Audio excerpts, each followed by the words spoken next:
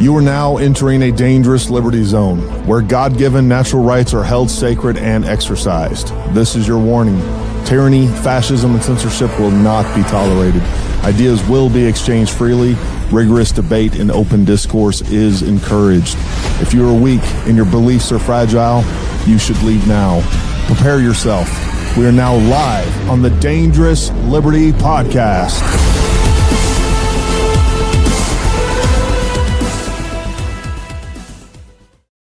All right, folks, what is happening? Hey, happy Sunday, everybody. We got Jay Witt in the house. It's going to be a great, in the building, fun show. Jay, it's been forever since I've seen you. I know, man. No, I've been getting a bunch of DMs and comments and other things saying that you and I need to start doing a weekly show. I'm completely down for that. We can make it. We can make that happen. We can make that happen for sure. We'll have to figure out a day and just start doing it. It's always a lot more fun, I think, when you have somebody else to bounce ideas off of directly as opposed to waiting for the comments, and that kind of slows things down. Definitely think it makes the show more dynamic when you have guests on, or at least it is for me. I have a lot of fun with that. I want to say hi to everybody over in the comment section. I see a bunch of green hearts. I want to say hi to all of the Jay Witt folks. Shout out to you. Hi to Ruger Rouge, Whitney Stormy, Con, good to see you, JP6 Gunner, and many, many, many more over there. If you guys haven't said hello in the comments, make sure you do so. For both of our channels, make sure you like, subscribe. I know I offer memberships. I'm sure Jay does as well. Absolutely. You want to support the channel, go down in the description below and hit that link. You can support the channel that way. Also, make sure you're following us both on X. I'm continuing to do a lot more on X and kind of figuring that out. You are. Well, you're becoming prolific over there. I don't know if prolific's the word, but we're there a lot. How about that? You're there a lot. You're doing some things. We're definitely doing some things over there. I definitely want to start doing more X content specifically. And again, I'm offering subscriptions over there. So if you want to do that, oh, nice. We appreciate that. My goal is to get Jay Witt to 100,000 subscribers. What did I say, by February, March? February. I'm about that. I'm about that life. I agree with that mission. We need to get it done. So first of all, if you guys are following us and you're not following Jay Witt, go fix that. Go to Jay Witt Podcast. Make sure you go give him a follow. Again, we're going to do a lot more content together. The most important thing, Jay Witt and I haven't gotten into a bunch of, I think philosophically, politically, here, he and I are pretty much on the same page. I doubt there's that much that we disagree on. With that being said, I was having this discussion with somebody last night. They said, I can't believe you're having this person on. And they talked about their opinion on, well, you know what? I'll just say it. It was Andrea Burkhart. So, by the way, we're going to have Andrea Burkhart on Tuesday. Okay. And she is a criminal defense lawyer. We've had her on before, went through the entire charging documents. I mean, she's just one of my favorite guests. She's brilliant. She's smart. She's honest. And honestly, that's all that matters to me. I don't care. This person was saying in the comments, I just don't want to watch.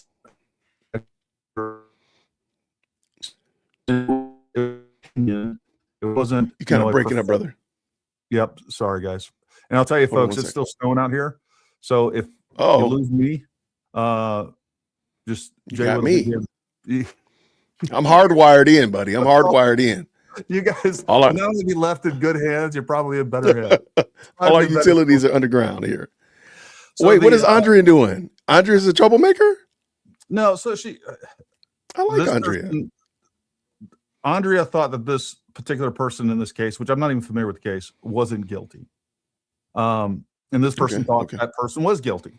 And clearly, now we've diverged off into opinion, not necessarily professional analysis, right? So, got it. So long story short, folks, it's good to have people on that you disagree with in many different instances, as long as they're honest. Like you can have those discussions and you can have that debate, and that like that's all that matters, is that they're an honest broker. Right. If they're not, then you're dealing with something else entirely, which is something that I think Jay Witt and I would agree with, which is the problem with the entire Candace crowd. Is the things that I find that's in common with almost every Candace cultists out there is, number one, they're morally and cognitively bankrupt. They're not using logic, and they are completely dishonest with the way they present things, the way they omit things. And it's not just Candace, it's her followers as well.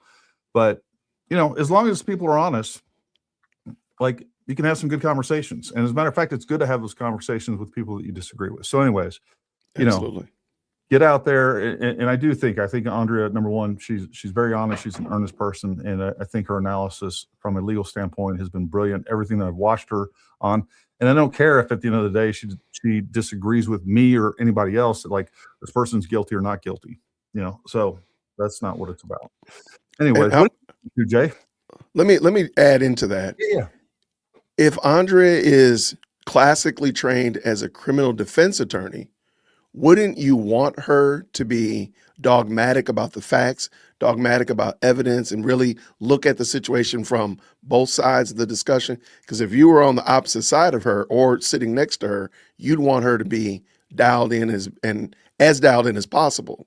So that's her job. That's like that's her classical training to think like this. So yeah, she might see something differently than me. And you know what? She might actually be right. So maybe we should listen to somebody who's, again, she's in the field. It's not just some Yahoo down at the bus stop or somebody at your local Kroger that is talking like that and just giving their opinions, but rather somebody who's really involved in it. And again, you can still disagree with her. I have attorneys that I've talked to that I disagree with, but I fully understand where they're coming from. And I'm like, okay, I get you. I don't like it, but I still get you. So I think that's fair. That's very reasonable. Yeah. And, you know, again, you're going to get 10 attorneys, and probably if they're looking at the exact same case, they're going to have, 10 different opinions on different elements of that case. So, I mean, that's just part of it. What we're going to be talking about on Tuesday specifically is I am going to have her kind of do a rundown and an update on the Tyler Robinson case and see where we at. I know she put out a bunch of new content on that, but the main focus of Tuesday is we're going to be going through the Macron case. She has all the documents, all the lawsuit paperwork. She's going to go through and talk about the good, the bad, and the ugly of that. And I think that really does give some insight. I've looked at most of that stuff. You're seeing a lot of the same things that from Candace going after TPUSA, and really, I don't even know who else at this point. Like, we don't even talk about the French Foreign Legion anymore. I guess they're off the hook. We haven't heard about Israel in a long time. Right now, the only people that are kind of on the crosshair seems to be Erica Kirk, TPUSA, Andrew Cole, that, her dreams are pushing her in one direction. So I don't even know. I don't think we're supposed to know. Yeah, I don't know what's happening there. Anyways, one of the big things that we're going to talk about tonight is the Minnesota, specifically the shooting happened in Minnesota. And I strung some different points of view of that video. There's probably 5 or 6 different videos of that. At the end of that, there will be a one that is slowed down. And we'll talk about not only the specifics to what happened in that instance, but I think we still have to have a much larger discussion about what's going on in Minnesota in general and what the law enforcement are up against, whether it's ICE, Border Patrol. They have several different units deployed to that area right now. That's crazy. And what they're up against is a very organized entity. Right. So I don't know if you guys have looked at Cam Higbee. I actually talked to him today in DMs, and we're going to get him on the show in the next couple of days. But he has infiltrated that, and there are signal chats where that the lieutenant governor is involved, and they are directing these protesters. These things are extremely organized. It is more organized than I even thought it was. Which really doesn't surprise me. But what we have is genuinely an insurgency taking place right here in the United States. So, in real time, I think Trump needs to get involved, and we need to get more federal assets up there and or the military, specifically the National Guard. And I don't know why he hasn't done it yet. I think that needs to happen. No, I agree with you 100%. It's really wild to see. I'm looking forward to seeing and hearing what the audiences thoughts were, or are rather, on this situation, and of course what you have to share. So let's get at it. Yeah. All right. So I'm gonna throw this video up here, folks. And again, it's a couple of different viewpoints.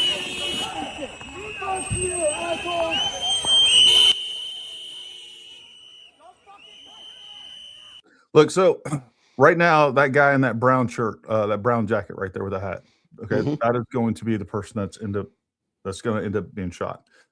His name is Alex Jeffrey Petty, I believe. Petty? I thought it was Petri, but I got you. Yeah. It's Pretti. We'll just say Pretty. Pretty is good. So that is the guy that's shot. Now, I also want you guys to notice right now just the mass confusion that's taking place. All of these people are blowing whistles. There's horns honking, everything else. This is not conducive to de-escalating the situation and or, I don't know. These officers are in the middle of a large crowd, and these guys are outnumbered. There's already been attacks on these people. These people are being doxxed. I could pull up 50 different social media accounts that are basically saying, hey, go kill ICE agents. So these people are in a war zone, and you have to understand that. And I think that is an important context for all of this that takes place. And we want to hear from you guys as well. And I already see a super chat up there, folks. We'll talk for a while, and we'll get to super chats as quickly as possible, as well as the live chats as well. Just him right there.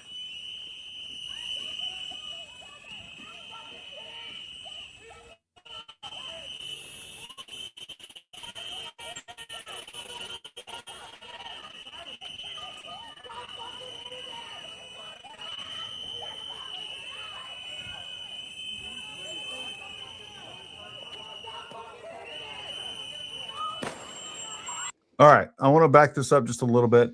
I've seen some slow motion footage of this instance right here. I do believe that this gun goes off, and I've zoomed in. I've seen some zoomed in footage, things like that. It doesn't look like the guy's finger in the trigger. And of course, this is a SIG P320. These have been known to go off uncommanded, as we say in the industry. It's been a big problem with P320s. I don't know if that's what took place here. What I am quite sure of, at some point, this gun does go off in his hand. And from what I can tell in some of the zoomed in photos, his finger is not on the trigger. So, and again, I can't be 100% conclusive on that. I can't tell what's going on. What I do know is we have mass mayhem and chaos taking place. Nobody can hear what's going on because the people are honking horns, they're blowing whistles, they're screaming at these agents. These agents, I'm sure their adrenaline is pumping. A lot happening here. Yeah. So let's rewind that a little bit.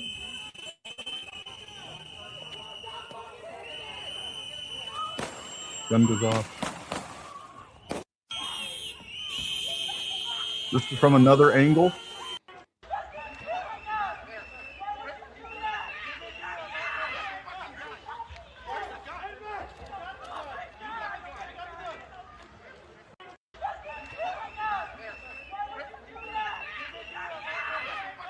All right, so this is pretty important because what happened is, and we can't hear them because the mics are so far away. But originally, when that one agent who found the gun, that actually his shirt lifted up and the gun in his, basically was carrying it at 5 o'clock, it looked like to me, was exposed, he said, gun, gun, gun. And he went and reached for that gun and then ended up pulling out and the gun goes off. Now, the rest of the agents and all the chaos don't know what's happening. All right. They're not even aware that the gun has actually been taken. And even if the guy had been saying, I have the gun at that point, like everything happens so quick and there's so much outside noise and everything else is going on, it'd probably be hard to distinguish. But again, these agents clearly don't know where the gun is. They're asking, where's the gun? Where's the gun? And then they point over to the guy, excuse me, that took the gun and said, you got the gun? And he says, yes, I have the gun. So I just want to back this up and make sure you guys hear that and see that.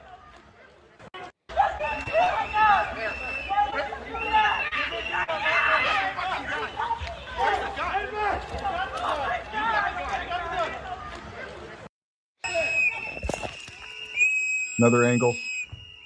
We can see Pretty. Pretty is directly to the left of this camera view. There he is. He's stepping in. That's him. Right there, I see him.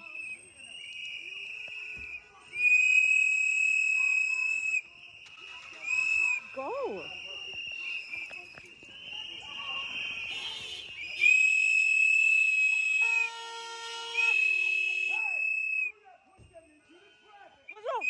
What the fuck is wrong with you?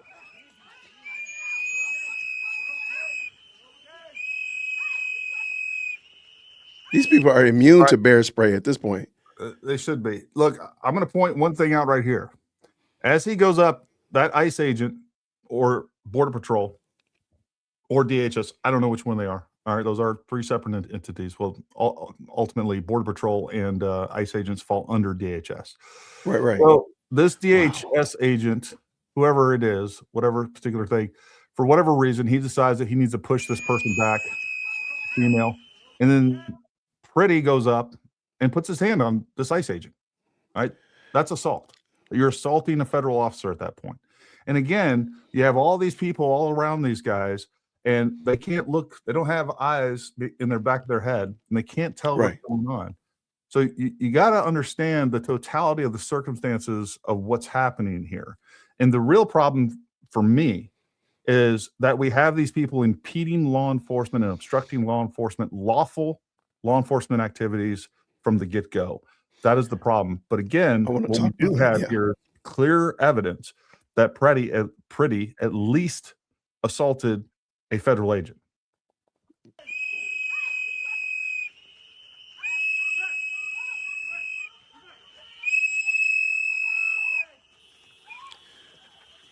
Okay, why are they pulling him off right there? I was just wondering. So I think at that point, the officer, again, in the midst of it, is like, hey, that guy just put his hands on me. I'm taking him in. That's what I think. Okay. All of this is speculation, but he did. Yeah, for sure. He pushed the officer back. That's assault. And at that point, I would be bringing him in. No argument for me. What's wrong with you? Honestly.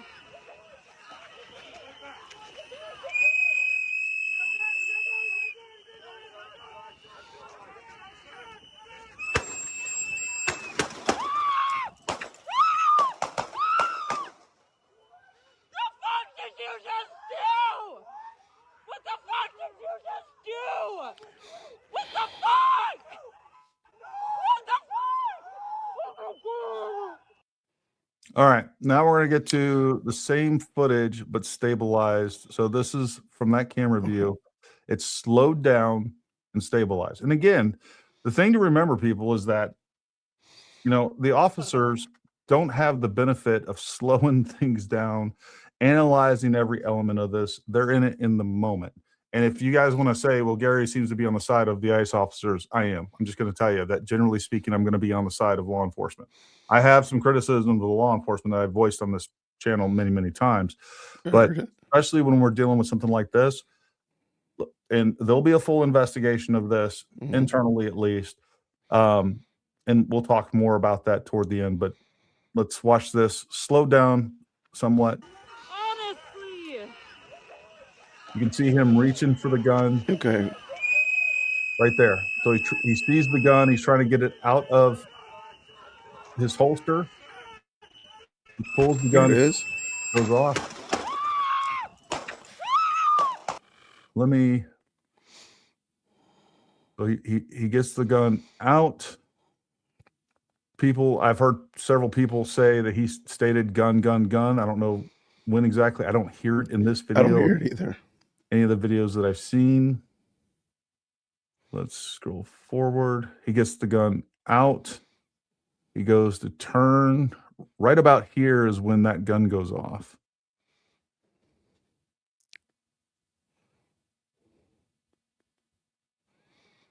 We see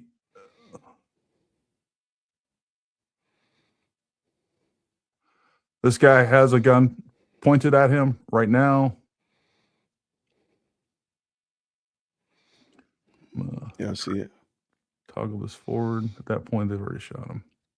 All right, so right there, he's already been shot too. I can tell you that. As a matter of fact, I'm pretty sure one of these two dots up here might be pieces of brass. I have seen brass in some of the other pictures. Yeah, that's brass right there too.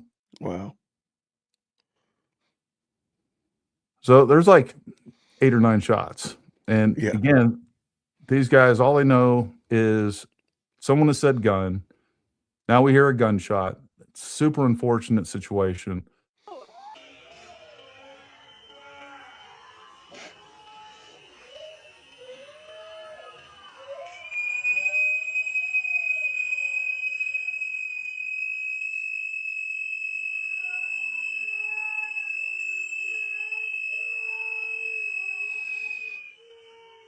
That noise, good gracious. He's reaching for the gun in his holster. Right.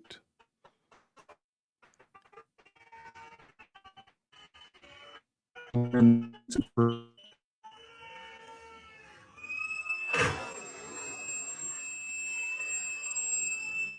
goes off. Wow. Those whistles are ignorant. So that's where we're at. That we have as of now. I mean, there's a lot going on there. There's a lot to analyze and a lot to discuss. And I think besides just what's going on there, again, you got to take a step back and look at the larger picture of what's going on as far as the threats to these guys. Well, what's your thought, Jay? So I have a problem. I have a problem with the whole protest in general. The idea and the notion behind interfering with federal officers or police officers doing his or her job, that doesn't make sense to me. That doesn't make sense. And you're not going to convince me that what we saw right here, the behavior of the mob, the behavior of the protesters does not justify, but what else should you expect when you create that kind of chaos? When you read through some of the things that Cam Higbee shared and what we've read elsewhere, these people want nothing. They don't want civil discourse. They don't want to do the right thing. Because I've even proposed, hey, if you're so invested in getting these people out of jail, go ahead and let them get arrested and use your money to pull together, get lawyers to go ahead and fight for them in court. You're not going to do it on the side of the road, but y'all keep trying to do it and things keep going south. I don't think that, again, what do you honestly expect to happen in this regard? I mean, this is mass chaos. This is like herding cats. Like, what do you expect to happen? So I hate it because somebody has passed away, but you put yourself in a position that was, somebody said, this is an unavoidable circumstance of this situation. There's no good reason. You're not going to convince me a good reason to go do what we just saw right there. It just isn't going to happen. Yeah, and there's a bunch of people saying there's other videos out there. It's hard to see what's going on, but a lot of guys are saying that he was reaching for the gun in the holster as well, even though the gun had already been removed. He was reaching back for it. I don't know. I'm 9 steps backwards because I'm like, you shouldn't be there in the first place interfering with them. I agree. You should not. Like, I don't understand what is clicked in the minds of these people to say, oh, this person right here, this federal agent is not a valid federal agent. Therefore, I can go push them. I can go yell in their face. I can go track. I mean, I've seen videos of them, somebody in Chicago rammed into a ICE vehicle. Yeah. And then they immediately said to the ICE vehicle, I mean, she's clearly at fault. And everybody in the crowd is saying the ICE agents hit her. Like, what are you talking about? But what is clicked off in your brains to say that this is the right kind of behavior? That's crazy work. And I don't think that I hate to see that somebody's passed away. I agree. I don't want, just like I didn't want to see Renee Good pass away. But why are you putting yourself in this position? Nobody's answering that question. Help me with that, and then I'll go protest with you. I'll go get the T-shirt. I'll go around yelling, say her name, say his name. Explain to me why they were there in the first place. Well, their argument, instead of the devil's advocate, I'm going to play the left's advocate. The dummy's advocate. Which, sorry. There's a minor distinction there. Their argument is that they're protesting. And which I completely disagree with, and it sounds like you do as well. There's a big difference between protesting and actively interfering and obstructing law enforcement. And by the way, completely violently. So, and we've seen that time and time again. It's not like they're not being violent. They're getting water bottles, they're getting things thrown at them. We see vehicles hitting them. We see them trying to, while they're trying to get things done and handle criminals and take criminals out of this country, we have them blocking people with vehicles, which, by the way, again, is a real threat. If I'm trying to maneuver on foot and these other vehicles, maybe you're just blocking that's your intent. But again, in the totality of the circumstances and what I'm seeing, when yesterday I got hit in the head with a water bottle, and we see people threatening, saying, hey, you should kill ICE, you should run them over. That's crazy work. Shoot them. As an agent out there, and I see these vehicles trying to block my path and trying to obstruct my ability to move freely, I feel like that's a threat. I got a family to go home to. And so, you got to take all that into account and be objective to some extent there. And I think everybody's going to pick a side. Yeah, for sure. But it's not what I think should all be able to agree on is that's not protesting. That's not protesting. That is way past the First Amendment. Yeah. So let's put this in a different scenario. Your favorite football team is in the middle of a great game, and somebody decides to protest in the middle of the game and tackles your quarterback and injures him. Yeah. You wouldn't say, oh, they were just protesting that, whatever. No, you would be outraged. Whether you had a lot of money on the game, you had seats at the 50-yard, they're on the way to the Super Bowl, you wouldn't be okay with that. And that's light years less important than what we're talking about. And hear me, I was the guy that said, look, once ICE secures you, you should have a one-way ticket to wherever you're going from that moment. You touch ground in Minneapolis, the next ground you touch is in Guadalajara. Okay. So I'm okay with them actually going to court and going through the process and whatever like that to get them properly taken care of and get out of here. But what we're seeing right here isn't protesting. That's not protest. That is actively interfering. And you never hear anybody ever saying, okay, is this not weird that the only people crashing out over this are people who are in the country legally and not the people who are potentially the ones that they're going to be removing? Like, that whole people group isn't there doing that. It's other people groups that are crashing out for them. Does that not cause you to be like, wait, hold on. Are we mainly white liberals? Yeah. And sad to say, there's some highly melanated liberals too that are doing it as well. But like, why is it that there are no Hispanics out there crashing out? Why are they not out here? Oh, okay, never mind. Never mind. I'm sorry, I got you now. There may be some and all that, but the point is valid. It's mainly a bunch of white liberals out there that are they don't care about the Constitution. They don't care about the security of this country. They don't care about the security of this border. This whole section, this doctrine within their ideology of these open borders is all about control, being able to get people in en masse, and then ultimately turn those into voters, whether it's through some sort of change in law, change of status, or what we've seen in the past is voter fraud.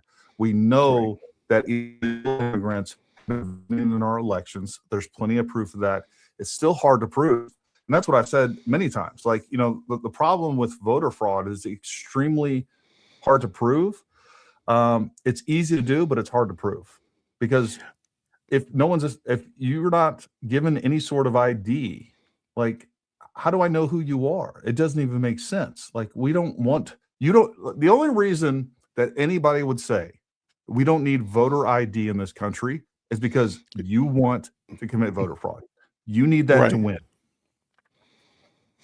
No, I agree with you 100%. And I'm not by any means saying that the Latino community is all people that are criminals. I saw a comment in there. Oh, by no means am I saying that. They are working. You're 100% correct. Just like the highly melanated community out there working as well. And there are good white folk that are out there working as well. Ain't nobody got time for doing this dumb stuff. And by the way, it's not just a Latino issue. Like, we had the other day, I showed a video from it was in my Chase Hughes interview, which, by the way, folks who haven't watched that, make sure you go watch that Chase Hughes interview.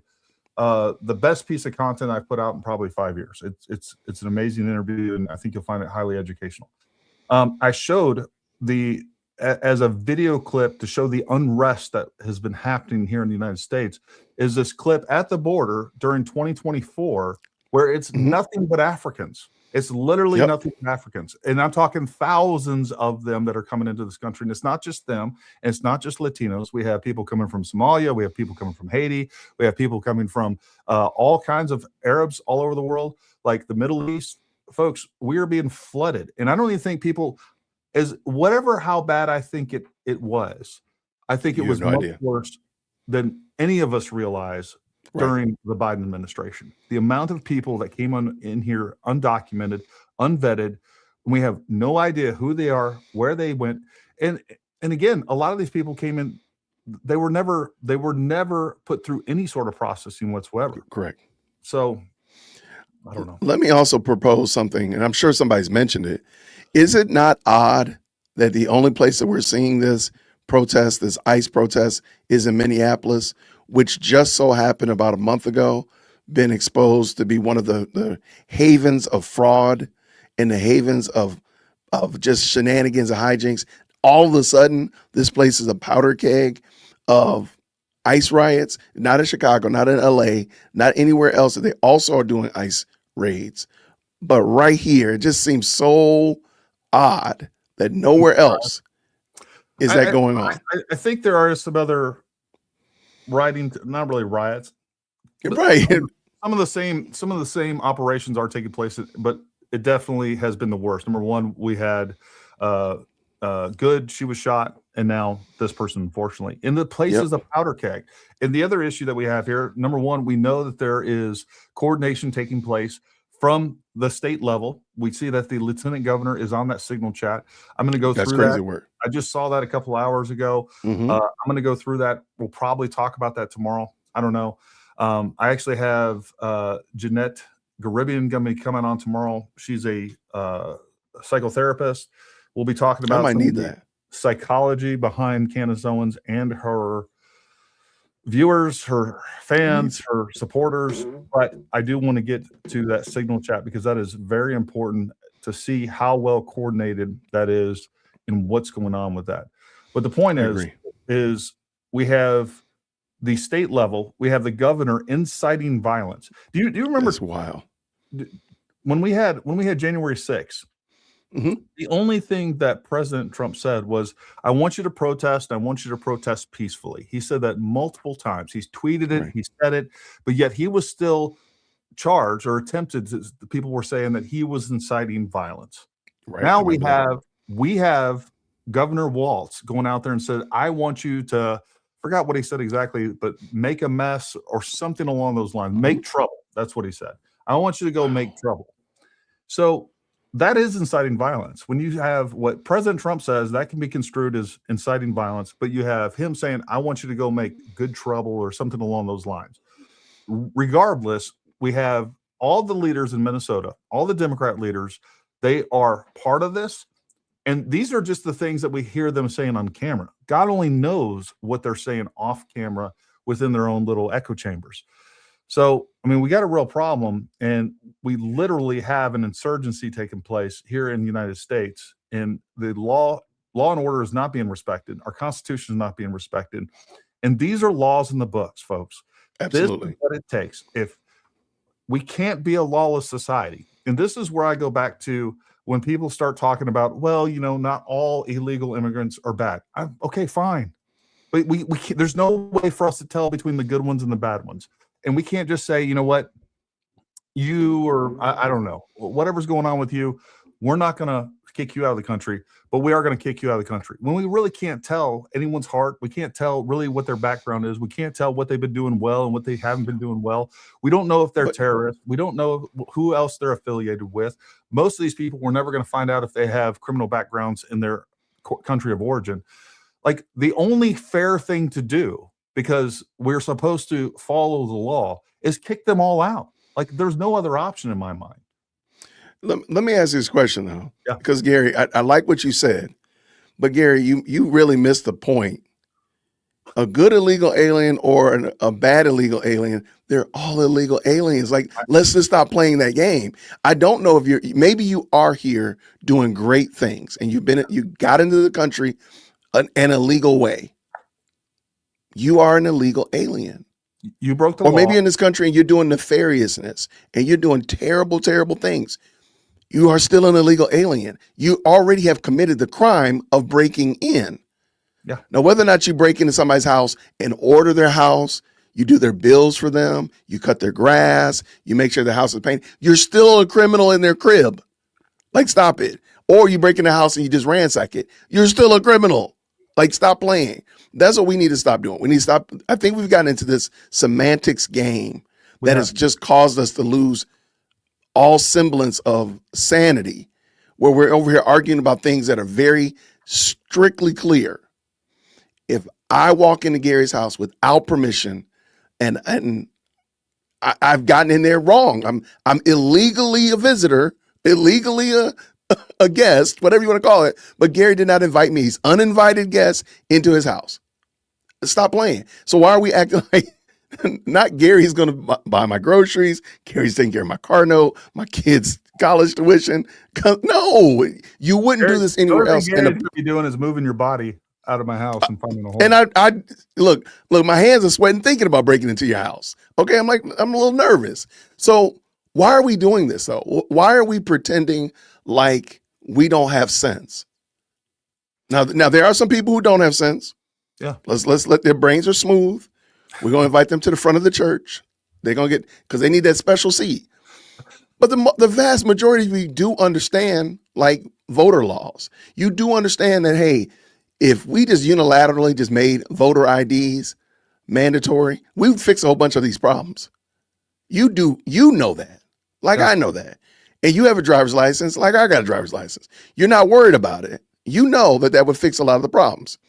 So I don't know how they've tricked us into arguing about semantics and arguing about foolishness when in actuality, we know the answer. This is not a question that we don't know the answer to. Yeah. And, the other thing too, that a lot of people are saying is like, oh, well, there's people over here that came in here illegally, but they've been doing, they've been a good upstanding citizen outside of that. Well, we're nuancing. We are, but I also want to put this in perspective for people, because it's not just what they're doing now, it's what they're going to do in the future. And one of the things that we've seen multiple times is we've seen illegal aliens that have been drinking and driving and killed somebody. We have illegal aliens that end up assaulting, killing, murdering. We have illegal aliens breaking and entering. We have illegal aliens that are doing armed robberies. All of these horrendous things that, and many of them up to that point, we're probably just these great immigrants that the left would vouch for time and time again and would say, hey, you know what, you can stay at my house, or whatever they would do. I don't know but the point is like, you don't know what they're going to do. But what I do know is that prevention is key. And chances are most people that are willing to completely disregard our laws of this land, disregard our border security, come into here illegally. The other part of that is they're kind of, everything they do going forward, they're continuing to break the law, because they're going to have to start making money. So now you're working undocumented. That's illegal. Or you get a fake social security card, which a lot of them do. That's illegal. Now you're committing fraud. So like, there is no pathway to being a good illegal citizen. There just isn't. I don't care how good inside your heart you are. And if you would give the shirt off your back to every other person on the planet, fact is you broke our laws. You're continuing to break our laws, and there's no way around it. And we can try to church this up any way that we want to, but we are in the midst of, our country has been invaded. We got at least, look, there's probably somewhere around 30 million illegal immigrants in this country at a minimum. I've heard estimates as high as 100 million. And if that was true, I wouldn't be surprised at all. But the fact is we have a whole bunch of people living here illegally. And the only way to do this is to treat them equally and get them out. I don't care how long they've been here. I don't care how long they've established their lives. Like, you knew the game when you came in. You knew the rules, and you tried to sidestep the rules. And the problem here is that not only do they not have any sort of respect for our laws, Democrats don't have any respect for our laws. They want to make it to where we have open borders for all the reasons that you and I outlined earlier. Yep. And because they can't, because we have a process of changing the laws, and you have to go through, we actually have to do this in a democratic way, and it's not going to work in this country.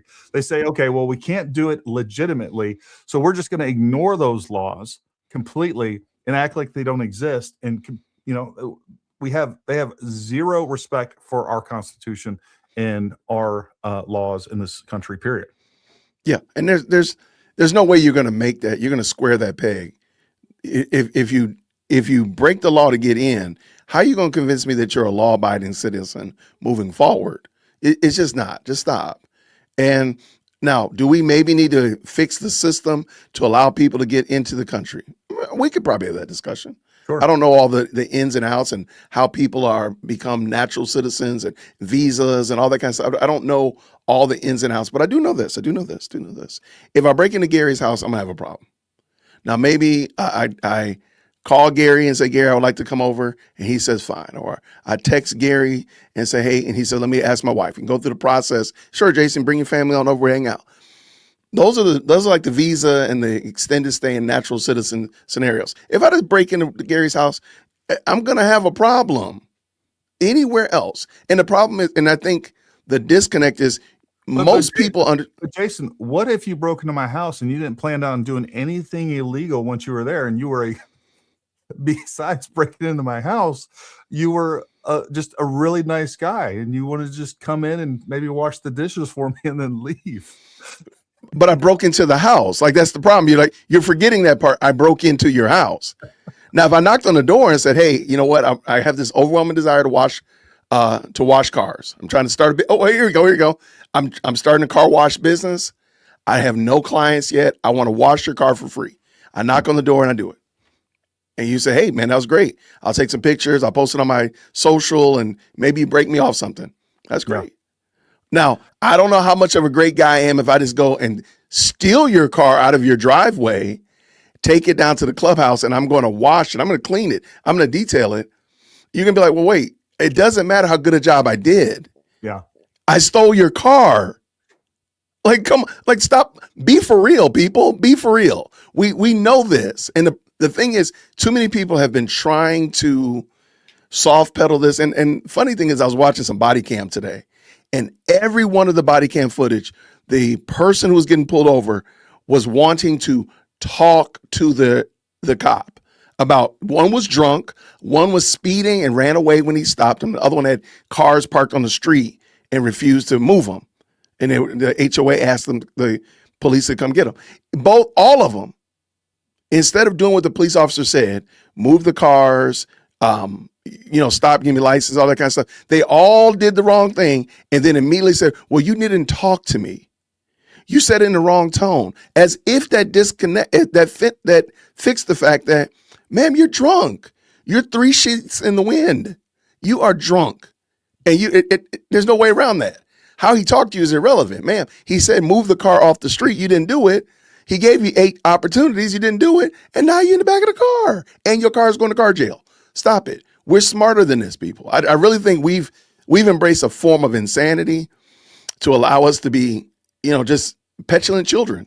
Just be like kids the whole time. This goes back to something that we talked about. I think you and I talked about on the podcast regarding Candace as well. This goes back to relativism, right? Mm-hmm. The idea that there is no right or wrong and that everything is relative. This is something that has been preached since the 50s, 60s at least, here in the United States, and it is a mind virus that has completely rotted people's brains. Like, correct. There is no right or wrong, and everything is within a spectrum. I was having an argument. A guy today was like, he was talking about contracts with Candace's contract specifically with TPUSA, and he said, well, Charlie was killed, so that contract is no longer valid. I'm like, what are you talking about? You don't make. Where do you get that from? Person. And he's like, no, well, I think it should be valid. Well, what you think that doesn't make any sense. Like, that's why they have contracts. He's like, well, Charlie was TPUSA, he was the main. I'm like, look, I have a business where I don't know. I guess you can kind of say that I'm the main driver behind the business. Not to say that my wife doesn't do a shit ton. She does. She does a lot. She makes a lot of things happen. Couldn't do this without her. But the point is like, I have instructors that have contracts with us and I have other contracts with different companies and things like that. that we sell items for, all these things. Well, if I died, you still have a contract with the company. And they can't just say, well, really, it was with Gary. Like, unless that's stipulated somewhere in the contract, you can put those types of stipulations in the contract. For sure. But again, it's like, well, this is how I think it should be. So it is. And you're going to sit there and argue some illogical nonsense because you think this is how this should be. And that's where we are on the left, is they think this is how things should be. I want to pull up one comment real quick, and I want to address it. I got a question for you about immigration specifically. Autumn Fragrance 6326. Since when does an adult American citizen carrying a concealed firearm with a permit warrant the death penalty? Well, it doesn't warrant the death penalty. And you're never going to find anybody that, look, I carry a gun 24/7, almost period. Always have a gun on me. I think everybody should be carrying. I think we have a much better society. And we as Americans are supposed to be independent and self-reliant. We shouldn't rely on law enforcement, and law enforcement are not going to be the one they need you. And by the way, your protection and your family's protection is your responsibility, not law enforcement. And we are constantly being told that we should rely more and more on the government, which gives the government more and more control. But the point of this here is that's not what we're talking about. What we have is a guy that, number one, went up and assaulted a federal officer. We have to understand the environment in which they're in. And I do want to say this. I think if this was an isolated event and it wasn't in the midst of what we have going on and what the law enforcement are dealing with, I would have a much different view of what took place. And by the way, I'm extremely hard on law enforcement in most instances. Like, I think too many law enforcement officers do violate our constitutional rights. And I think that is something that's systemically within their tactics and procedures that I have issues with. That being said, I love law enforcement. We train law enforcement. I think there's some problems there, and I'm very critical of some of those issues. That being said, when you're in the situation that they're in, and you have the unfortunate circumstances of the gun that guy brought, it appears that it went off uncommanded. And when you're in the midst of all that, and then the guy ends up getting shot, he shouldn't have been there. He shouldn't have assaulted the law enforcement officer.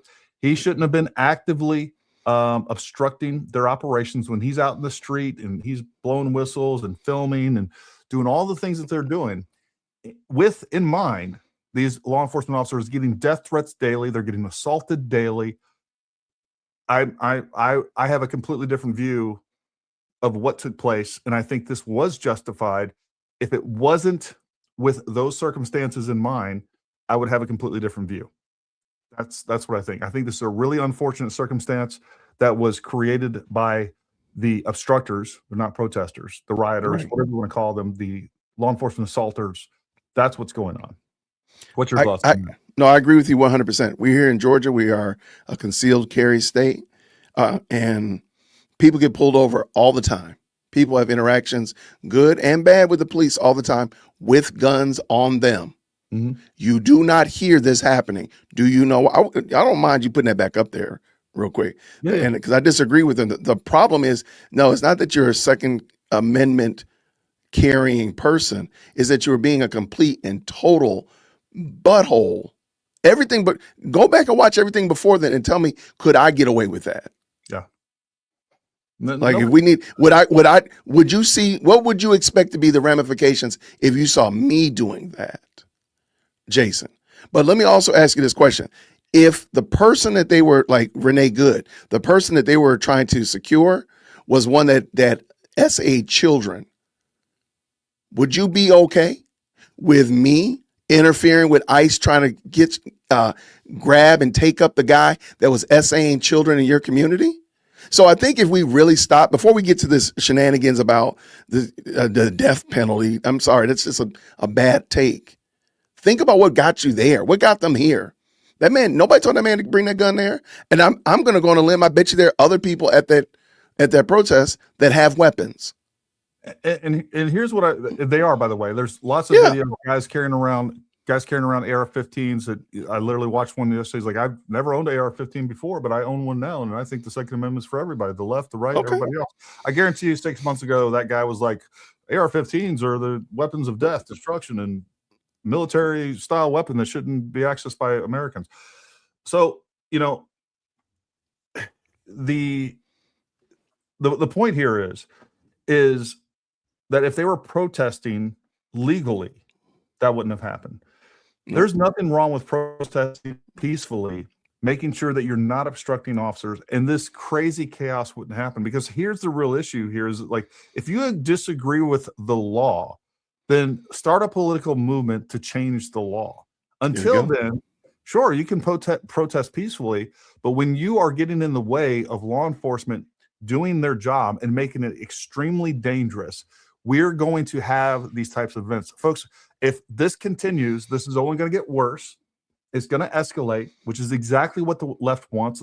And the crazy thing is the leftists are bringing their kids to these protests. They're willing to sacrifice their kids so that they can have a martyr, and they can put their kids on a poster and say the federal government is evil or whatever else. ICE is evil.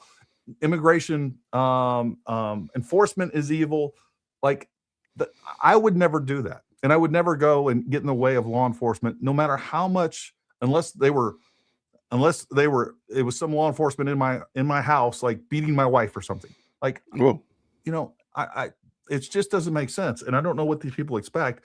But the problem is we have a bunch of people on the right falling for this nonsense.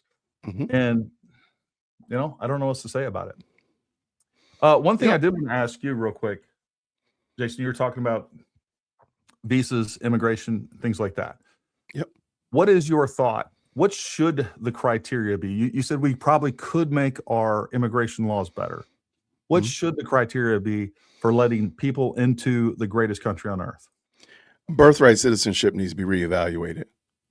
I agree with that. That should be number one.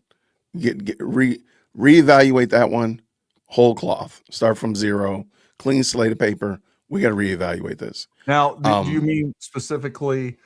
Look, here's the problem that I have with birthright citizenship. You should not get birthright citizenship, or you should be excluded from birthright citizenship if your parents are here illegally. If what got you here was because of illegal activity, that's what enabled your birthright citizenship, that should be gone. You know, I think that would help out a lot of what we're seeing here. Yeah. And I think a return to basic civics in education. Yeah. We don't fully understand we don't understand how good we have it. Yeah. And I know there's going to be some people who got in the fields, but I guarantee you're not going anywhere else to go. You right here in United States talking all your trash. You're not going to go somewhere else and do it. Prove me wrong. So you know, when people are getting their citizenship, they have to take a test to become a citizen. Yes. And that test has quite a bit of information and questions regarding the civil sciences and basically how our country is set up, how the Constitution works, how the judiciary works, how our voting system works. And those are questions. I guarantee you probably 80% of American citizens can't. Right. That's a bad look. And that's a problem. And if they understood that, we wouldn't be having some of these discussions. We no longer, just like when we were talking to the left and they intentionally omit facts, they're intentionally omitting really important portions of what should be basic education and it's strategic and it's well thought out and it's working. People don't understand how our systems work. They don't understand how our justice system works. They don't understand how our government works. Right. And by the way, they could look, I have problems with the way that our government works or doesn't work, and I'm sure you do too. If you understand those things, you'd be more prepared and more educated on how to fix them or potentially fix them, or run for office and be able to fix those things, or start a political movement to be able to fix those things. But when you just say, no, we're not worried about the law, we're just going to do everything we can to keep illegal citizens here, regardless of what criminal history or whatever else that they have with them. And this is the other argument that I've heard is like, we have, I've heard people say, well, they were going after this one criminal, but they came across like 10 other illegal immigrants that were perfectly peaceful, and they don't have a criminal record here in the United States, and they took them too. And it's like some sort of, and it goes back to the discussion you and I had earlier, like you came here illegally. But you're illegal, ICE, right? Immigrations and Customs Enforcement aren't going to be like, oh, well, you don't have any warrants out for you, so we'll let you stay because looks like you're a good person. No, you have broken our country's broke the law. law. You came in here, and you're breaking the law every single day. By the way, there's no other way to live in the United States illegally and not continue to break the law every single day through employment and everything else. And look, I have a real problem with.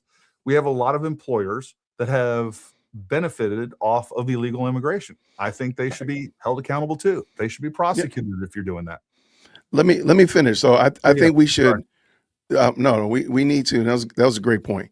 We need to teach civics. We need to do away with birthright citizenship or reevaluate it. It needs to be. Specifically, we need to start over again. Change on birthright citizenship. If you come into the country illegally, you can't just have a kid and be able to stay.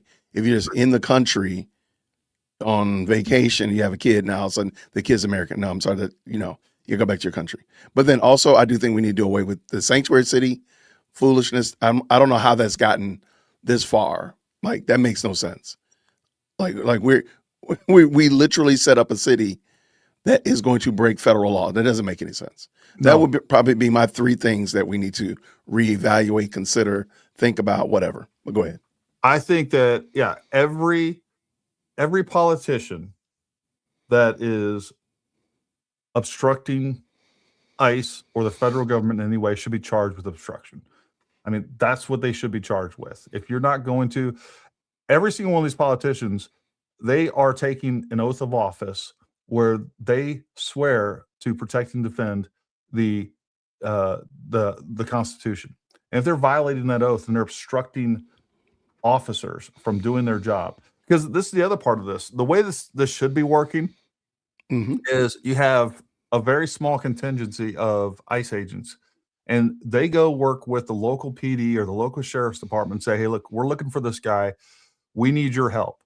So number one, the local PD guys should be going in there, getting those, bringing them to jail because they know the area. Right. They don't have that big X on their backs. They can bring them into jail. And by the way, this is how it works in most cities. ICE is all over. Cities, right. ICE is all over the United States right now, taking up illegal immigrants. They're not just in Minnesota.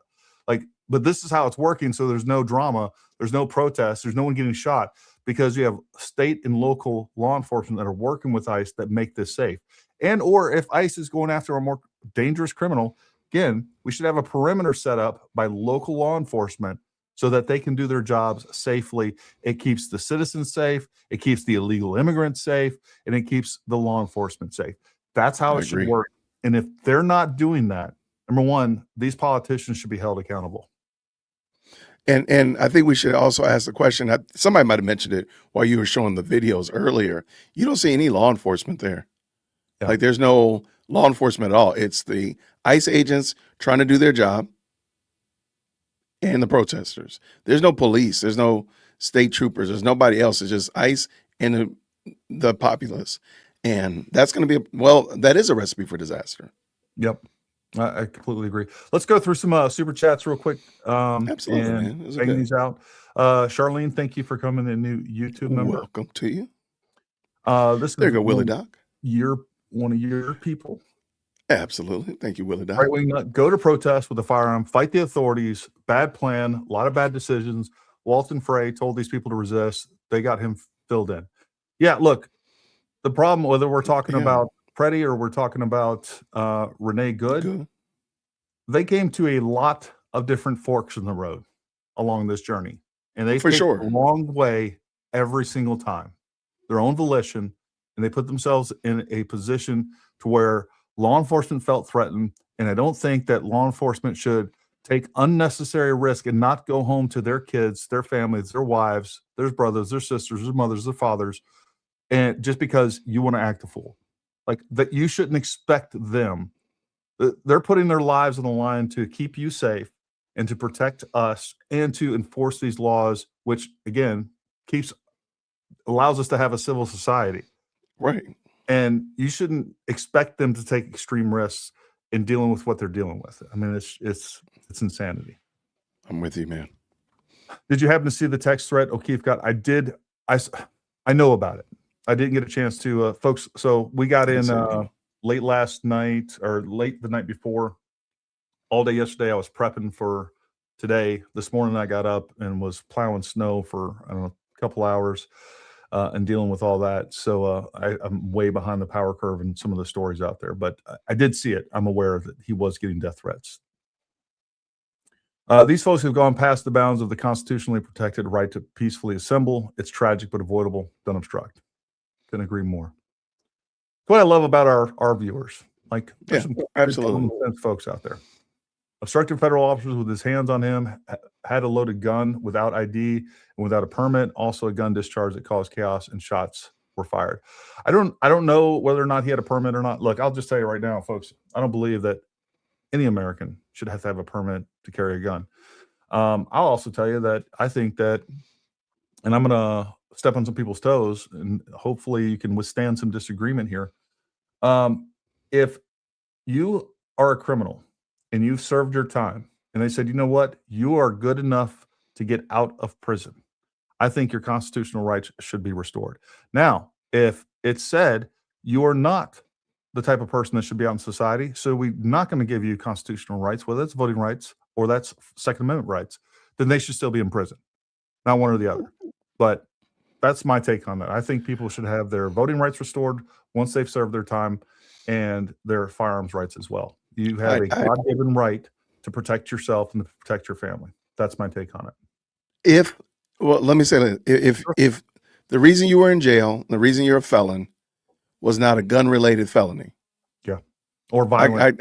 Violent felony. I 100% stand by you, because I do think it's adorable that you don't have the right to vote, you don't have the right to own a gun, but you better still pay them taxes. So I do think that that's kind of weird that we do pick and choose, your obligation as a citizen after you've gotten out of jail. Which, by the way, I've never been in jail.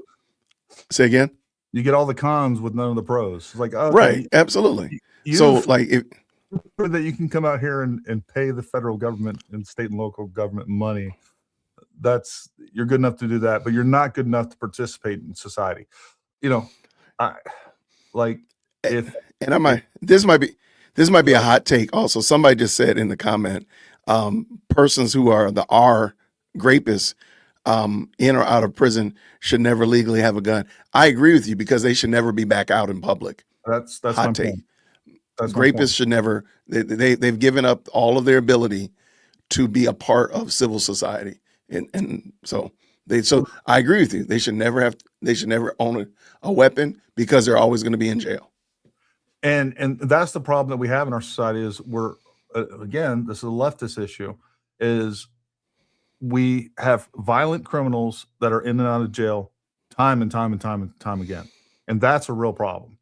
Absolutely. And if they knew most of us don't want to go to jail. We have too much we've worked for. I'm allergic to it. I'm allergic to it. Well, we don't want to lose our lives and our livelihoods and everything else that we've built. So, we are resistant to commit these heinous crimes. I'm sure we've all been angry and we've done dumb things or angry and sin out. A lot of times where I've been in over the last 20 years where I've this close to an altercation. It's like, is this guy, if I beat him up, is this guy worth going to jail over? It's like, no, it's not. So the problem is a lack of consequences that deter criminal activity. And these criminals that are used to going in and out of jail, they're like, you know what? I'm going to kill this guy. Hey, I'll be back next Tuesday. Yeah. I'm going to be out in a couple of weeks, months, or maybe even a couple of years. The fact is that our prison sentences and our justice system is not protecting Americans. They're protecting the criminals. And that's Absolutely. where we're at. Imagine if these protesters used that energy to find 300,000 children that the Biden administration lost track of. Wow. Yeah, that's a whole other thing. I would like more information on it as well. Nice distraction from the corruption yes, it is. This is exactly. Somebody else mentioned it too. Yeah. I don't know if it's just that, but it seems pretty well orchestrated. At a minimum, that's a side benefit of what's going on for sure. Yeah. They always want to say we're protecting a PDF Trump. They accuse one man of being one while they're fighting for thousands of actual pedophiles that are here illegally. Agreed. Wow. That is Great catch. They want to throw that PDF word out at every Republican ever, and then but yet they are literally letting these PDF folks out on the streets day after day, and the left has no problems with that whatsoever. Yep, more 2A cosplay justifying murder. I agree. Trump should tell all the illegals that he will give them citizenship if they vote Republican. See how fast Democrats want them out of our country. And you know the bad thing is Trump is a troll of that proportion, because you can't spell troll without TR. I could actually see him doing that and just put it out on Truth Social and just let them go lose their minds the whole, do it on Friday evening and let them lose their mind the whole weekend and be like, oh, my bad, I was just kidding on Monday, like, or whatever. Like, I can see, oh man. Assuming the first shot in this Minneapolis case was commanded, was it legally justified and why? So first of all, he's trying to get a gun out. If it was commanded, and just so that we understand, if he had his finger on the trigger and he had a negligent discharge, was it legally justified and why? Look, it really doesn't change anything for me. What I'm saying, I think ultimately this is legally justified because of the totality of the circumstances. Right. Again, if this was just one incident, an isolated incident, and there wasn't all these other things going on, I would have a different take on this. So that's where I'm with that. Shout out. Jay Carenti gifted 5 Paramount Tactical memberships, but shout out. Also gifted. Oh, there we go. Podcast memberships as well. Thank you. You feeling the church. There we go. CJ, I will get that voiceover so we can get a new intro in. Cops and ICE agents are doing the jobs we told them to do. If you want to go protest, go to the home of our reps, go to Congress, go bother your senators. Do not argue with our cops. I think that is perfectly said. They should be at your state capitol. They should be at state and local government buildings, and we should be pushing the politicians to change the law, because that's who has the power to do it. Yeah. Going there and interfering with cops and law enforcement is never a good idea. Gary and Jason, do you guys think that possibly there's something in the water in Minnesota? I like how you said possibly, as if it isn't something in the water. No, it is something in the water. Yeah. I saw a stat that showed there's been birthright citizenship granted to 1 million Chinese. They will soon be voters. Look, this is one of the... Look, we can't take our eyes off China. The phrase color revolution has been being thrown around a lot in many different ways, but the Chinese want a color revolution here in the United States, and that is just a unviolent revolution. They're taking our intellectual property. They're beating us in just about every category.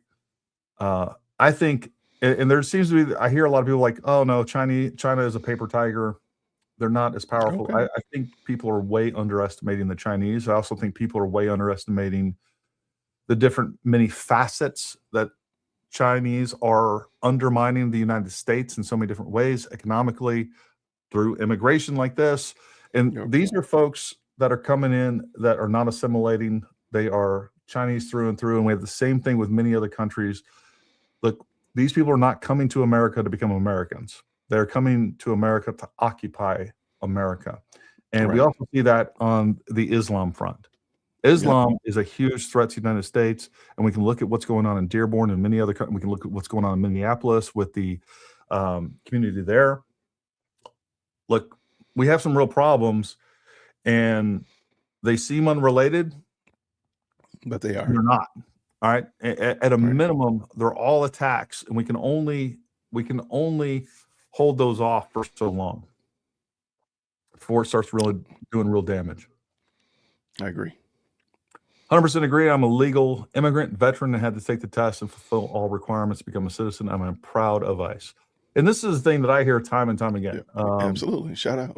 Got a lot of different immigrant legal immigrant friends, and they are, number one, everyone that I know is a Trump supporter, and every single one of them have this disdain for illegal immigrants because they had to go through the process legally, which is expensive, it's time consuming, it takes a long time. They have to put a lot of work into it. It's resource intensive. Oh, that was, hold on, I'll get through these, and I want to kind of hit you up again on that. What do you think the criteria should be for people coming into our country? I know we hit birthright citizenship, but I want to flush that out. Okay. Oh, I'm ready. Birthright citizenship is totally abused. They are complete cottage industries in the islands in the U.S. territories that are facing thousands of birth a year, Chinese and other communist countries. Agreed. Continue freedom YouTube would be nice. Add to the group. Continue freedom YouTube. I don't know who that is. Let's check them out. I don't buy the 320 had a uncommanded discharge, and I've been very critical of SIG. Better chance of winning the lottery than a UD at the place and time. It's funny watching people who never said a word of 320 jump on the narrative, though. Yeah, so I was quite convinced that it was not going to be an uncommanded discharge. And then I saw footage where it definitely does not look like that his finger is on the trigger. It's hard to tell, but it looks pretty conclusive that his finger's not on the trigger. You can see him gripping the grip of the gun like this. And again, we see the trigger guard above there. Could be wrong. Maybe his finger's on the other side and I can't see it. I don't know, but it doesn't look like his finger's on the trigger. Okay. So you could be right, Matt. Okay. And go ahead. And not to take from Matt at all, but please, let's not forget all the different forks in the road that they took to get to that place where you got 6, 7 officers around you trying to disarm you. Yeah. Like, can we talk about that with honesty and say, whether it was you said SIG is known to, misfire. Yeah, the 320 will basically go off without a finger on its own. Yeah. But how about we just talk about the fact that you were there you're pushing an officer with a gun in your belt. Yeah. Like, can we talk about that first before we get to who's responsible? Because again, we're making it sound like, and we're definitely I am armchair quarterbacking because I don't know all the ins and outs. I know I'm just riding your coattails of your knowledge, and I don't want anybody to ask me no questions. But I can tell you this though, I've been in situations that are completely chaotic. And if you rewind the tape, somebody could have made a different decision. That man didn't have to do that. Yeah. He didn't have to. And look, and therein is the problem. That's my only pushback. I will say that it is more unfortunate if he had an ND, a negligent discharge, meaning he commanded that gun to go off whether he realized it or not. But under the chaos of the situation, my analysis would still be the same. Like, ultimately, I'm gonna, if I'm the one doing an investigation, I'm gonna take everything that we talked about into consideration and say, look, I'm not prosecuting these guys, or we're not even giving them any sort of punitive action taken against these guys whatsoever. That's where I would be on this, and I'm sure there's lots of people disagree, and that's fine. Yeah. All right. Did you want me to talk about this? I think we got like 4 or 5 more of these. We'll try to clear these and then kind of restart the conversation between you and I. Jay Wood, I heard you got chunky peanut butter. What the hell is wrong with you? I like chunky peanut butter too. I wanted to try some peanut butter because I said I'm going to try this, what's this, French toast with peanut butter when I hit 100,000 subscribers. So I said, we're going to be locked in the house for a couple of days. Why not buy some peanut butter? I haven't bought peanut butter in years, and I totally forgot about chunky peanut butter. So I bought the peanut butter, and I told my wife, hey, babe, you want me to make you a peanut butter sandwich? I'm opening the thing up. I'm like, oh, my God. I mean, it's got all these obstacles, like landmine peanut butter. Like, what the heck? What in the world's wrong with you people? So it was I already got it. Look, if it's already ruined my jaw.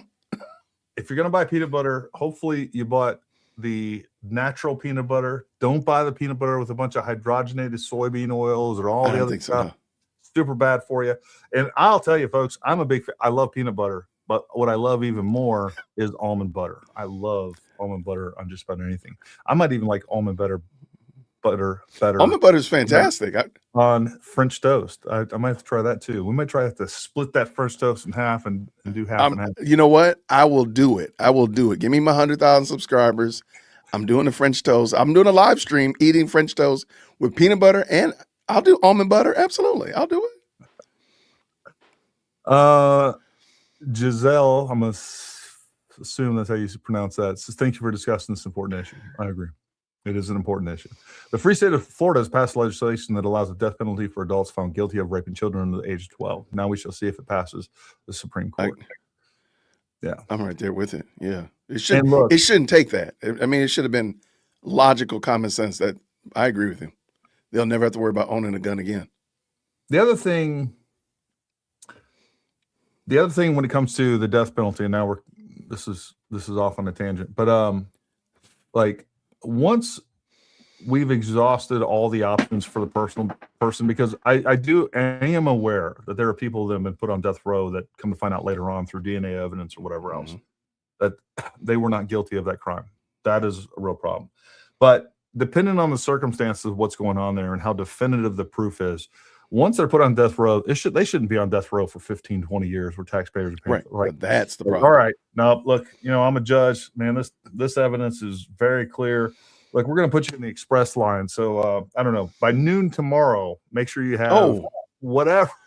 Wow. You said noon tomorrow. Wow. Noon tomorrow, man. Noon tomorrow. Wow. Gary's not playing. Fine. High noon. We're doing it. Read The Invisible Coup, How American Elites and Foreign Powers Use Immigration as a Weapon by Peter Schweitzer. Excellent breakdown of cottage birthright citizenship issues. I will read that. That is interesting. What we don't see in the video is that the officers perceive the threat to be. They're allowed to shoot if they perceive an imminent threat. That is exactly right. We're not inside the minds of those officers. We don't know what they've been going through. We don't know what their mindset is and what they see or perceive at the time. And that's the real problem when we have, whether we're looking at Renee Good incident or any other these use of force incidents where people, protest or have issues with, is you've never been in that situation. You've never had what you felt like was your life on the line.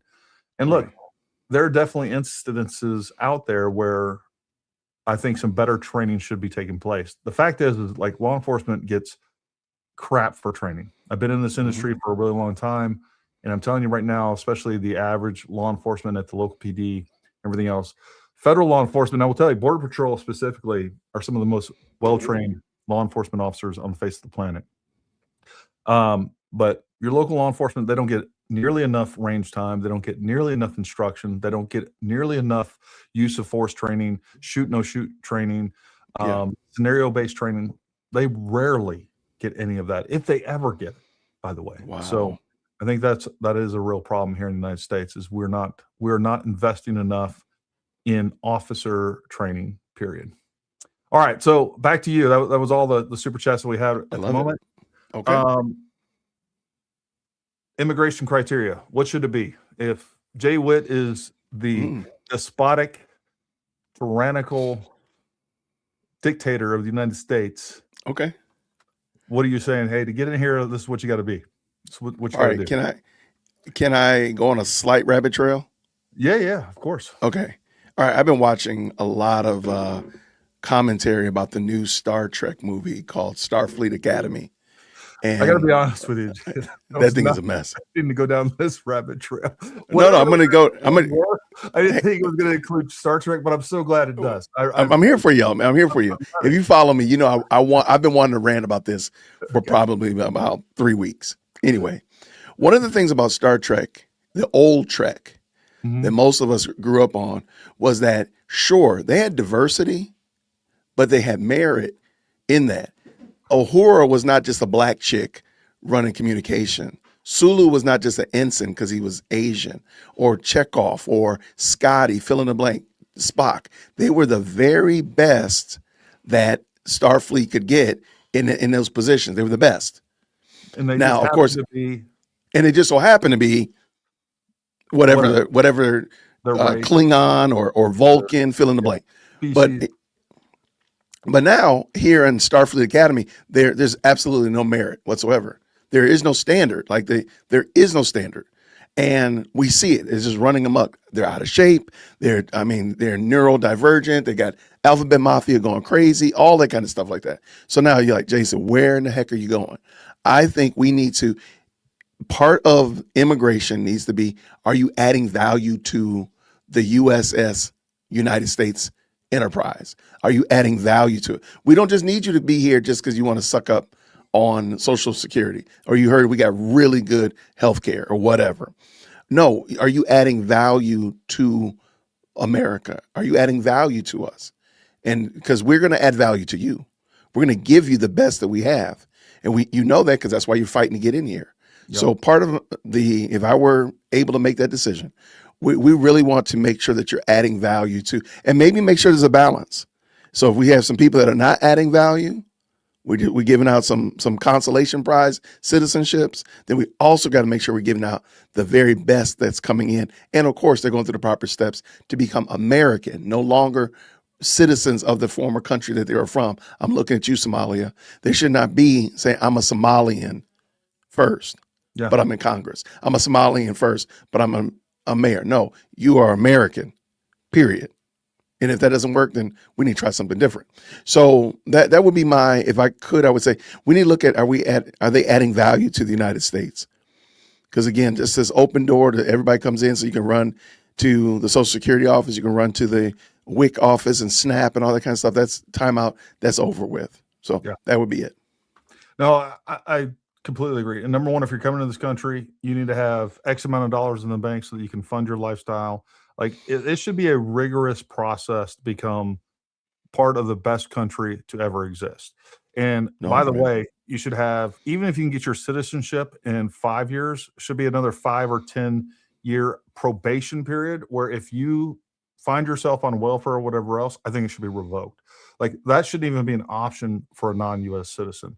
And if you're not adding value, like you said, and if there should be no chance. Looking at this, I should be able to look at your status and be like, you know what? There's pretty much no chance that this guy, this person, this woman, whoever, this family would ever be a liability to the United States and be taking from the system as opposed to giving to the system.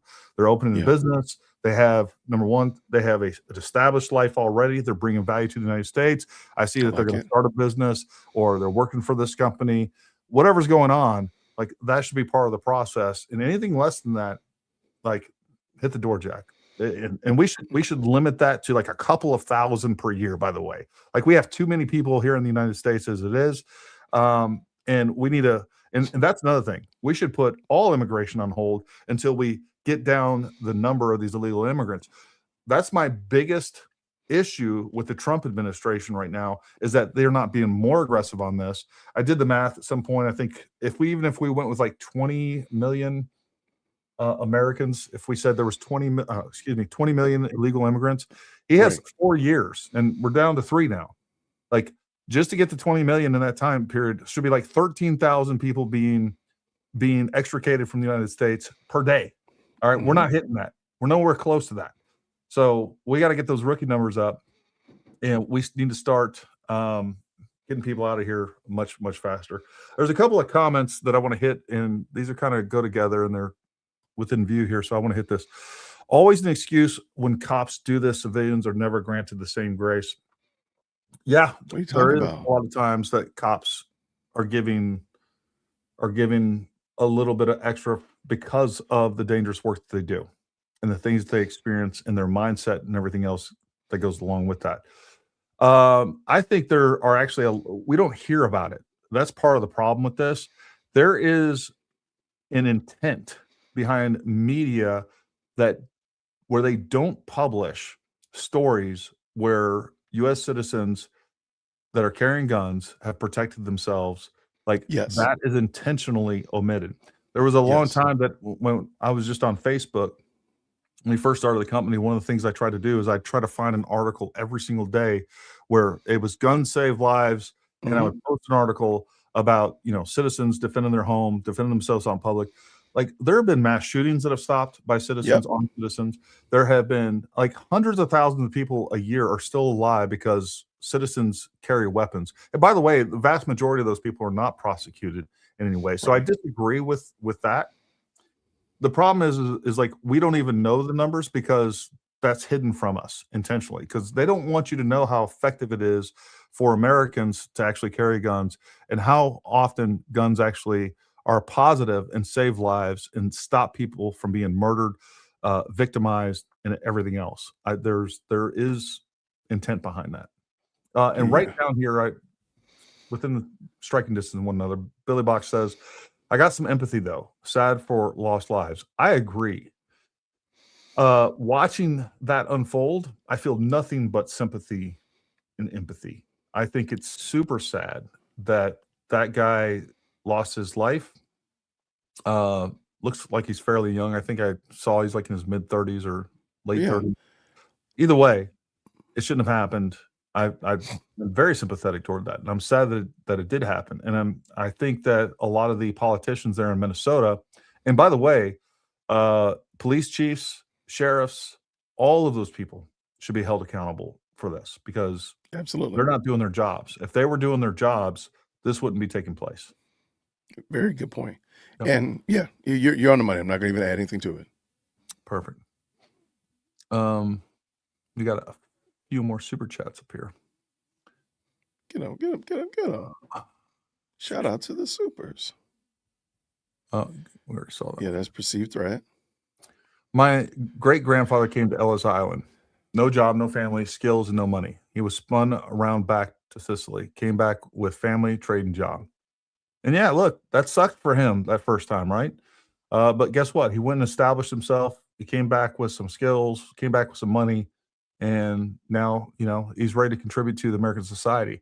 And look, life was different back then too. Like we didn't have all these social, safety nets that we have today that you can just arrive here, do nothing, and be fed, be housed. You get free health care, education.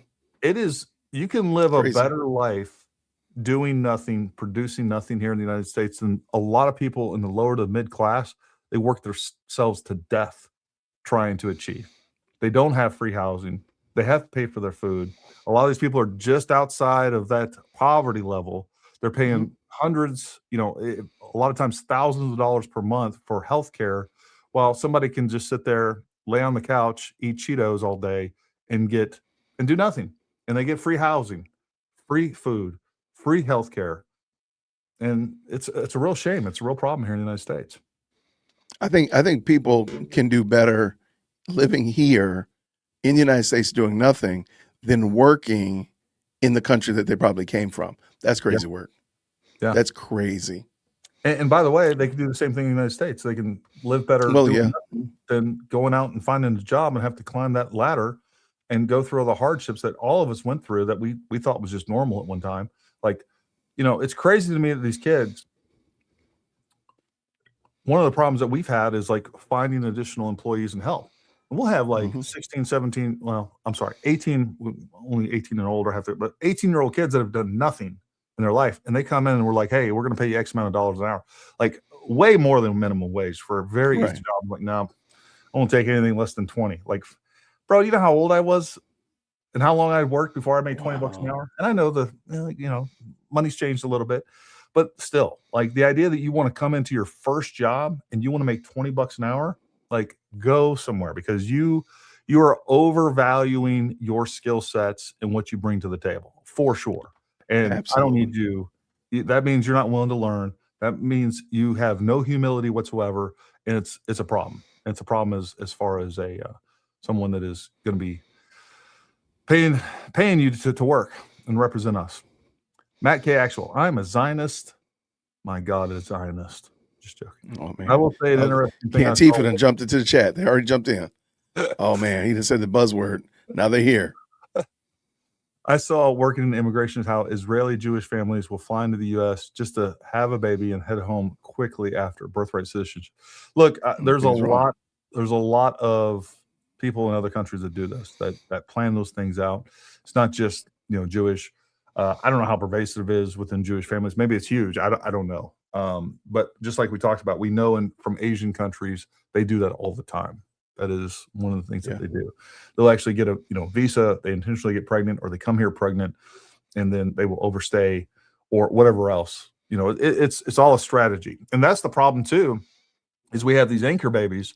Is once you have your foot in the door and you now an illegal immigrant that has a child here in the United States, now that opens up all kinds of opportunities where not only can you get your parents some sort of legal status, but extended family as well, which is absolutely crazy. And that's one of the things that we're seeing happen time and time again. Like, this is a problem that creates exponential other problems all the way down the line that we haven't addressed for, I don't know, at least 30, 40 years. Right.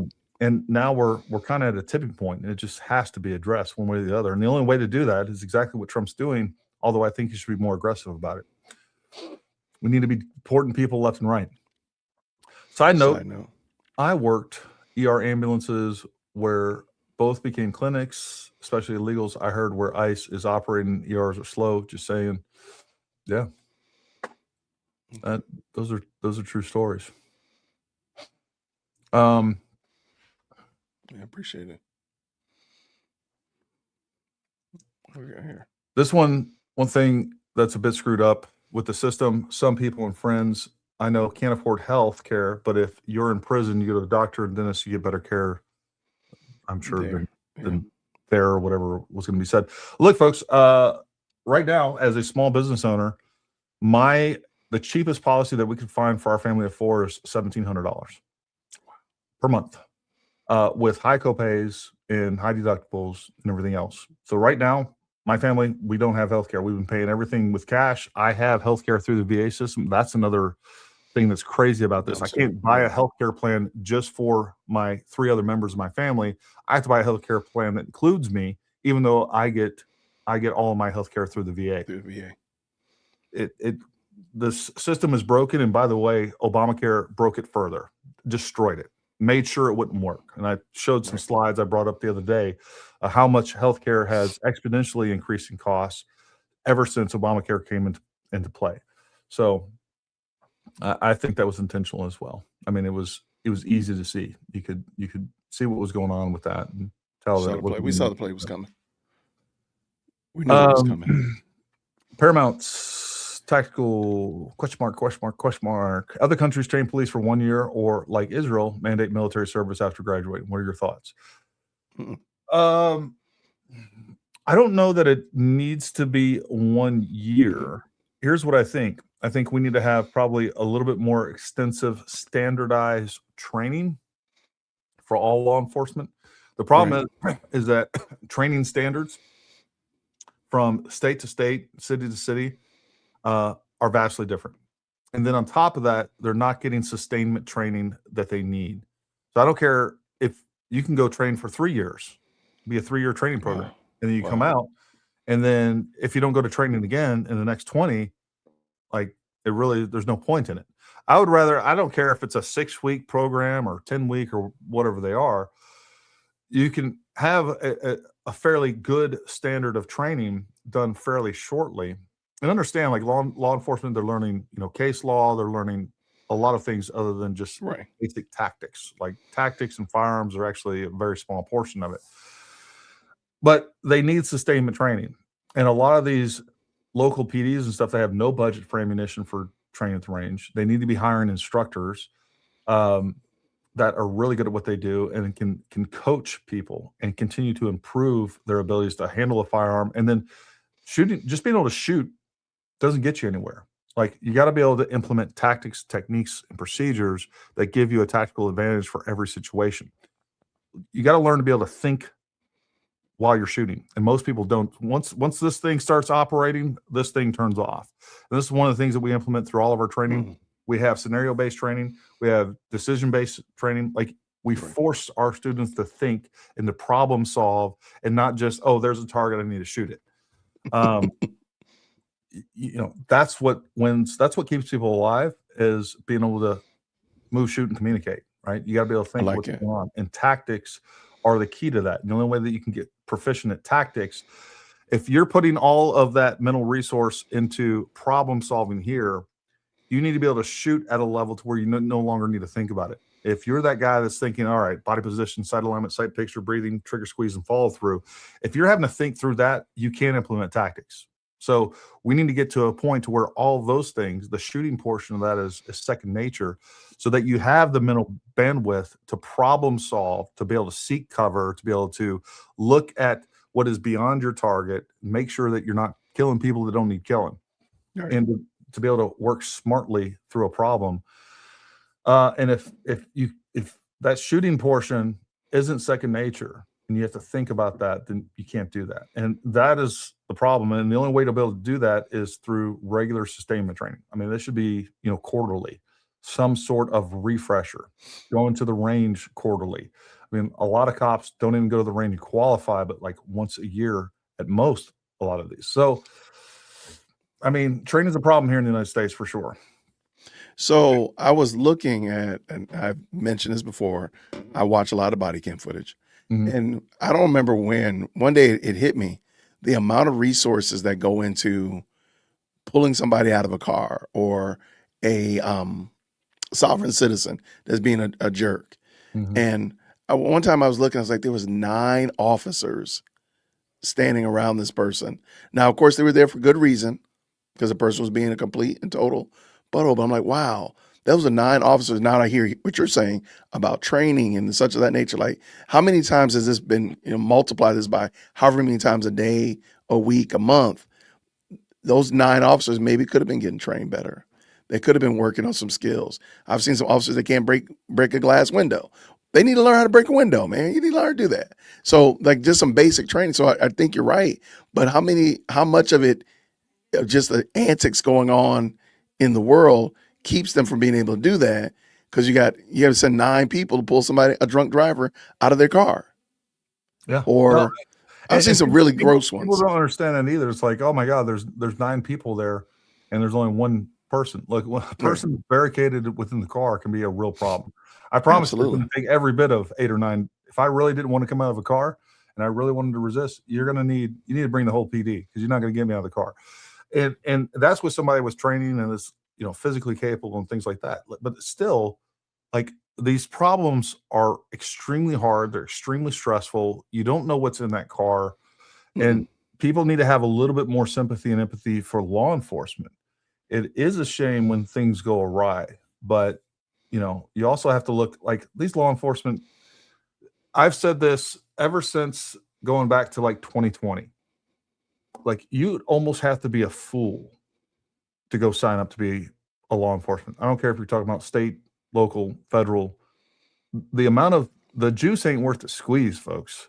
Like, it. it's amazing that we still have people wearing a badge, because they don't make shit. It's a thankless job, and something can go wrong. Either you get killed, or you get sued, or you go to prison for a mistake that isn't your fault. That, yeah, you made a bad call under stress, and things happen, or you did everything right, but a prosecuting attorney convinces a jury that you did it wrong. So, like, we need to treat these guys better. We need to train and equip these guys better. Somebody mentioned this. What I will say, in most federal agencies, and again, I used to teach diplomatic security, so we taught them room tactics. We taught them defensive tactics, which is basically hand-to-hand, weapons retention. Like, these are all things that should be standard, but most local law enforcement, state local law enforcement, do not get. Federal law enforcement, because they have unlimited federal tax dollars pretty much, they can justify some of this training, and they do get more advanced training as you go up in tiers into some of the SRTs, especially federal or well-funded state and local. If you get into like LA, like, a lot of these guys are extremely proficient in hand-to-hand. They take jiu-jitsu, they take boxing, they take Muay Thai. They're very good at defensive tactics, weapon retention tactics. They're getting regular training, but that is rare. And you're absolutely right. They need to be able to control subjects and to do it efficiently. And I do know, like, a lot of the local cops around here, both in Winchester, Martinsburg, and the sheriff's departments as well, a lot of the guys are taking Brazilian jiu-jitsu, or other forms of martial arts, so that they can actually efficiently control a subject. But most people don't have that training. They've been taught one technique that wasn't really good to begin with, doesn't work under most circumstances. It works when you're laying there in a mat room and you have a compliant subject that's your buddy. Right. All right, let me get you cuffed up. Oh, there's my arm. Oh, you got it. Like, no, when you really want to resist, and most law enforcement never get those opportunities, unfortunately. No, I agree. Is there any more? I don't like speeding tickets. They can stop that. You know what? They do. You know what? They do stop speeding tickets when you stop speeding. They're going, well, that's true. Right. If you don't speed, guess what? You don't get speeding tickets. I know this by experience. If you don't speed, they don't send you speeding tickets. You don't get them. Yeah, look, I do have some issues of the revenue-based law enforcement that we have in this country. Oh, I think we could do better on, right? When the priority is catching speeders to raise revenue, I think that's a problem. I don't know, and some of that stuff season cash is nuanced. Season cash. Yeah, like I have look at folks. I spend many nights going down the First Amendment auditor rabbit holes, and I have a real problem. And there's some of you may have seen his stuff. He's here in West Virginia, the civil rights attorney. He has a huge YouTube channel. I think 5-6 million subscribers.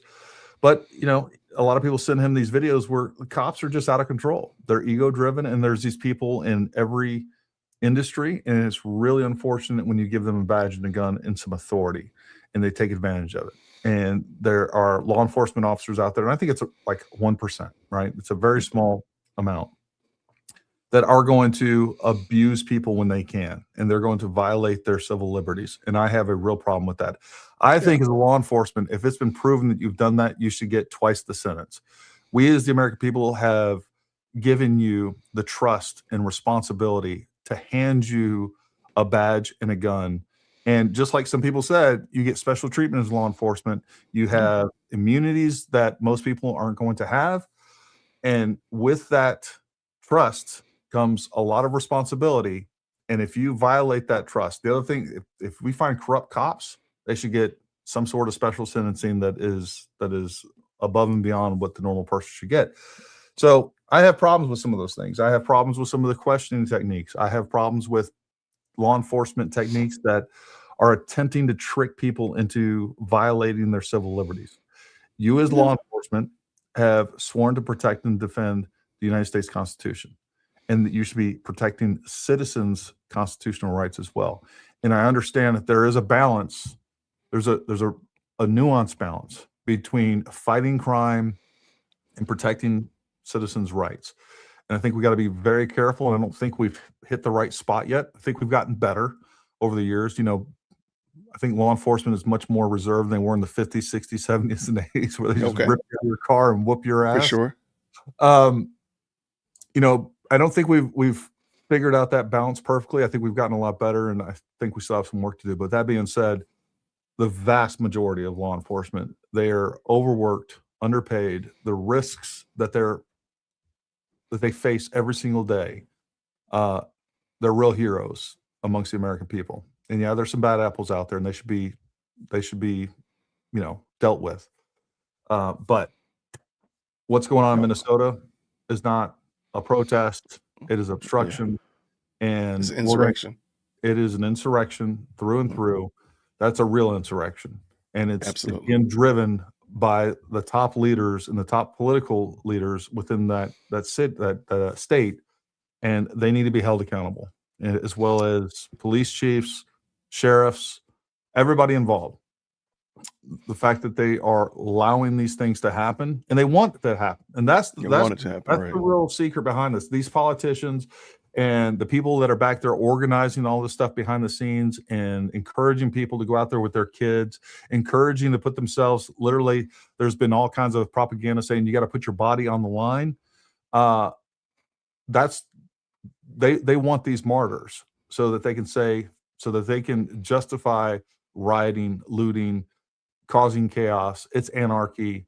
It's everything that is antithetical to being an American citizen is, and we need to address it and identify it for what it is, and that is, it's evil, really is. I agree.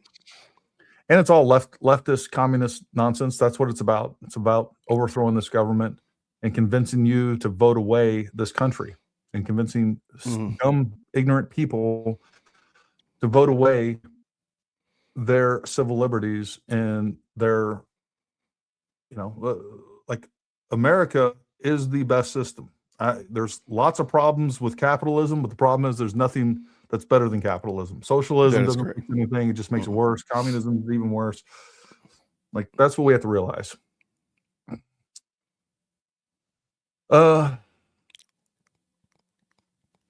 Guys, why is our honorable president taking it midterms? I don't know what you mean exactly by that question. I think she means maybe he's not doing enough. If I'm understanding, maybe that might be what she's saying. Maybe why is he not doing more? I think she's I don't know. asking, what do you think the midterms are going to, I don't know. Deb Longo, clarify that question. I like this comment. This is a great one. Sorry, Will. Honestly, Gary, the standards for LEOs are so wide-ranging that it's hard to back every department. I agree with that. From weight to integrity to intelligence, it's all over. We need standards for that field. I agree with that. I think they should be paid more. They should be equipped better. They should be trained better. And I think the standards should be higher. Same thing I feel about our military in general. So that's funny. I agree with that. And the other thing is culture within the department. There are lots of departments that I've seen this. Training different LEOs and things like that. I hear some of the comments and stuff that some are making that I'm appalled by the way that they treat citizens. And I've had, LEOs tell me, there was a guy that worked for me one time. He's a former LEO. He's like, yeah, man, if I was having a bad day and you want to smart off, guess what? You're going to jail. You may beat the rap. I'm sure you will, but guess what? You're going to spend the night in jail either way. So, you need to straighten up your attitude, show me a little respect. And, this is one of those guys that was ego-driven, and I ended up firing him later on down the road anyhow. But, there's guys like that out there. Yeah. Isn't the second about being able to carry? Yes, the second is all about being able to carry. I don't think we should ever have to have a permit. We have a permit. It's called the Second Amendment. Look, here's how I feel about this. There should be no there should be nothing that gets in the way of, if you are a non-criminal, right? And just going with the laws how they are. If you're not a felon, there should be no barrier in entry to be able to get a firearm and to be able to carry that firearm. Right. That being said, so I don't believe any sort of training standards. Like, you shouldn't have to go train before you can carry a firearm. That being said, I think it'd be super irresponsible not to get training first, so that you're competent with that weapon. You're confident with that weapon. You understand how to use it correctly. Like, that should be common sense. With that being said, I don't think there should be any sort of barrier to entry, in the same way that there's no barrier to go vote. As long as you're old enough and you meet certain criteria, and you should be able to go vote. And you got to have an ID. You should have to have an ID, but a lot of states, you don't have to have an ID. As a matter of fact, there's some states that it's against the law to even ask for an ID to go vote. Right. So, I hate the fact that the Second Amendment is treated like a second-class right. It's not.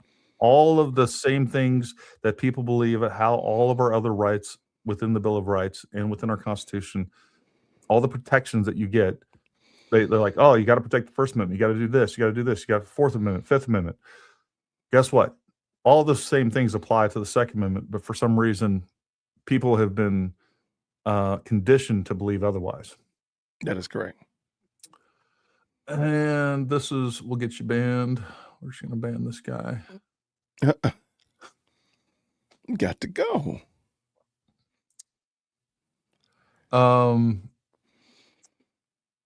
Queen by Wilcox 982 says Louisiana is as bad as Arizona. I know ruling elite there as well. Worked for Senator J.B. Johnson in the 80s.